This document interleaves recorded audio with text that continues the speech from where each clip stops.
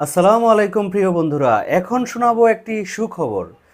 বাংলাদেশের রাজনীতিতে একজন লিজেন্ডারি রাজনীতিবিদ জনাব মুফাজ্জল হোসেন কায়কোবাদ, যিনি মুরাদনগর ৩ থেকে ছয়বার এমপি নির্বাচিত হয়েছিলেন, তার সুখবরটি কি বন্ধুরা? এই পুরো কন্টেন্ট জুড়ে এই বিষয়ে আলোচনা করব। আমি অ্যাডভোকেট মোহাম্মদ আলী হোসেন আছি আপনাদের মাঝে। আমি বলছি কুমিল্লা থেকে। বন্ধুরা, ওনার নির্বাচনের মনোনয়নপত্র বৈধ ঘোষণা করেছিলেন কুমিল্লার রিটার্নিং অফিসার। পরবর্তীতে এই বিষয়ক একটি আপিল হয়েছিল। সেই আপিলটি শুনানি হয়েছে চূড়ান্তভাবে গতকালকে। এটার রেজাল্ট পেন্ডিং ছিল।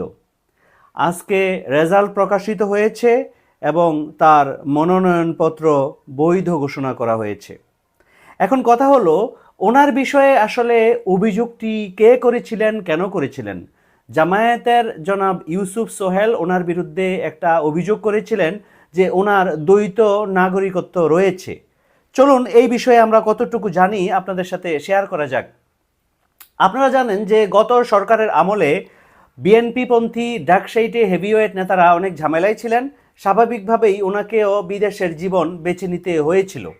তো উনি দেশের বাইরে ছিলেন, জীবন বাঁচাতে, ওনার রাজনীতি বাঁচাতে, ওনার সমর্থকদেরকে বাঁচাতে, দেশ সেবার ব্রত নিয়ে উনি নিজের জীবনের নিরাপত্তার কারণে দেশের বাইরে ছিলেন। এবং দেশের বাইরে থেকে উনি তুরস্কে গিয়ে এক পর্যায়ে তুরস্কের নাগরিকত্ব বা পাসপোর্ট গ্রহণ করেছিলেন। এটা কিন্তু শুধুমাত্র ওনার নিজেকে সেভ করার জন্য। পরবর্তীতে যখন দেশের অবস্থা পরিবর্তিত হয়, 6ই আগস্ট ছাত্র জনতার আন্দোলনে যখন বিতাড়িত ফেসিস্ট সরকার বাংলাদেশ থেকে বিদায় নেয়, তখন জনাব কায়কোবাদ দেশে আসেন এবং উনি এই নাগরিকত্ব যেটা ছিল তুরস্কের, সেইটা ক্যান্সেল করার প্রয়োজনীয় ব্যবস্থা গ্রহণ করেন এবং প্রয়োজনীয় ব্যবস্থা গ্রহণ করে সেই নাগরিকত্ব ত্যাগ করে উনি পুনরায় বাংলাদেশে অবস্থান করা শুরু করেন।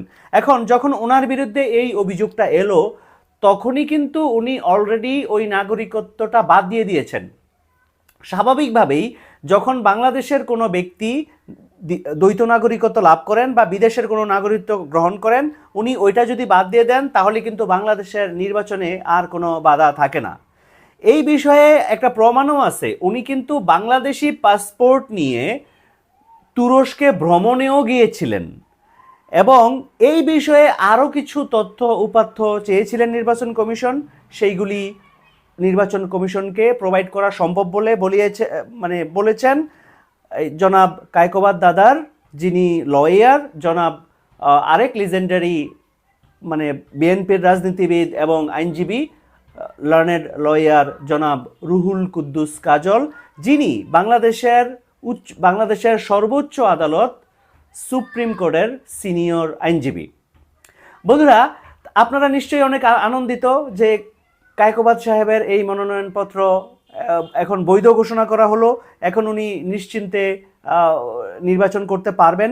এখন পর্যন্ত ওনার মনোনয়নপত্র সম্পূর্ণ বহাল আছে এবং উনি নির্বাচনে ওনার আর কোনো বাধা নেই। বন্ধুরা, আপনারা যারা জনাব কায়কোবাদকে, দাদাভাইকে যারা পছন্দ করেন, তারা নিশ্চয়ই অত্যন্ত খুশি হয়েছেন।